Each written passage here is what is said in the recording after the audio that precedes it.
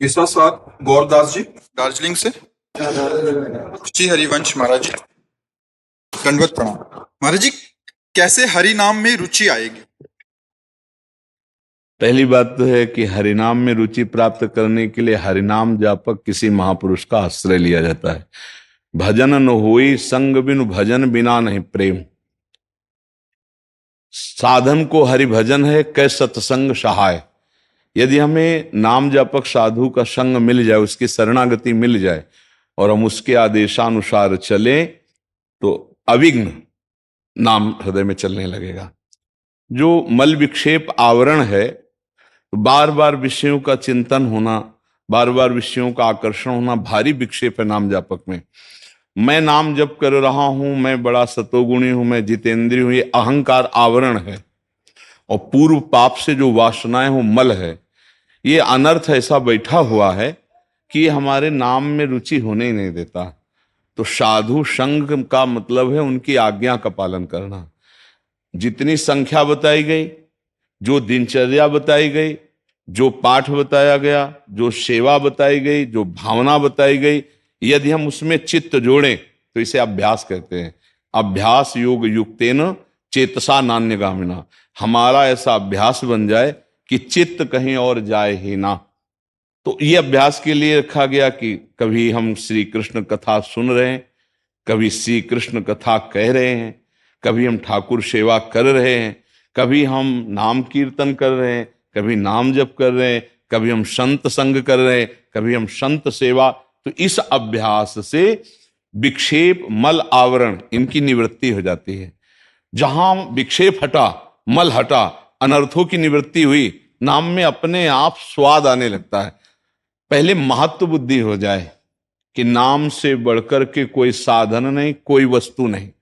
देखो, हम लोग कितना नाम को छोटा समझते हैं। अच्छा भोजन मिल गया, नाम छूट गया, तो भोजन बड़ा हुआ, नाम छूट गया ना।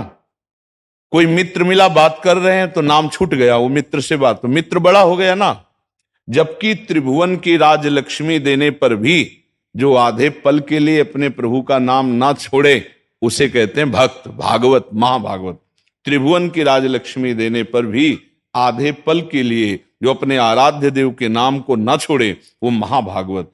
तो पहली बात तो नाम जापक को चाहे कि किसी नाम जापक संत का आश्रय ले। दूसरी बात, जो आज्ञा हो उस पर चले। तीसरी बात, नाम की जगह हम भगवान को भी नहीं रखते। आप समझो, नाम हमको इतना गुरु प्रदत्त प्रिय होना चाहिए कि भगवान आ जाए, श्री कृष्ण चंद्र जी को कह दे नाम छोड़ो, हम तो आ ही गए, तो हम ये कह देंगे कि महाराज आप रुको या जाओ, पर हम नाम नहीं छोड़ सकते, क्योंकि गुरु ने जो नाम दिया उसी के बल से आप आए हैं। अब हम नाम नहीं छोड़, तो वो कभी आपको छोड़ नहीं सकते। जो नाम है वही कृष्ण है, जो कृष्ण है वही नाम है। ऐसा अभेद होते हुए भी नाम गुरु प्रदत्त जो इतना महिमाशाली कि भगवान को भी उस नाम के, यद्यपि अभेद है, यद्यपि उन्हीं की प्राप्ति है, पर वही आके कह दे नाम छोड़ दो, मैं तो मिल गया, तो उपासक नाम नहीं छोड़ेगा। ऐसा जिसको नाम प्रिय है तो भगवान उसके संग डोलते हैं, भगवान उसके साथ रहते हैं। जहां मेरा भक्त चरण रखे वहां रखूं मैं हाथ, पीछे पीछे मैं फिरूं कभी न छाड़ू साथ। क्योंकि नाम है तो नाम ही साथ है। नाम नामी अभेद होते हुए भी नाम हमारे लिए इतना महत्वपूर्ण हो जाए। अभी तो बहुत ही छोटी जगह नाम को विराजमान किए हैं। छोटे से भोग हमें घंटों नाम भुलवा देते हैं। छोटी सी बातें, छोटी सी घटना, दुख सुख की बातें हमें नाम का विस्मरण करें। तो पहले हम गुरुदेव की आज्ञा के अनुसार नाम जबरदस्ती जप करें, और ये ध्यान रखें कि नाम से बढ़कर कोई वस्तु नहीं, फिर समान की क्या बात है। तो अब हमारे पास कोई मित्र आया है, संत आए हैं, कोई कार्य है या खान पान कर रहे हैं, या हम किसी, तो हमको उस समय बहुत सावधान रहना, नाम न छूटने पावे। बात भी करनी तो पहले कृष्ण बोले, फिर नाम, फिर बात की, फिर बीच में कृष्ण बोले, फिर बात की, और वो भी भागवती, और अंत में बोले कृष्ण, और फिर हमारी बात पूरी कृष्णमय हो गई। ऐसे सुबह से लेके रात्रि तक हमको रोज दिनचर्या नापनी है कि किस समय नाम भूले, क्यों भूले, किसके संग से भूले, कोई विषय, कोई व्यक्ति, कोई वृत्ति, ऐसे जांच करने वाले उपासक के हृदय में फिर जब नाम का महत्व जागृत हो जाता है, तो नाम भगवान फिर उसके हृदय से जाते नहीं, हर समय स्फुरित होते रहते हैं। बात समझ आ रही?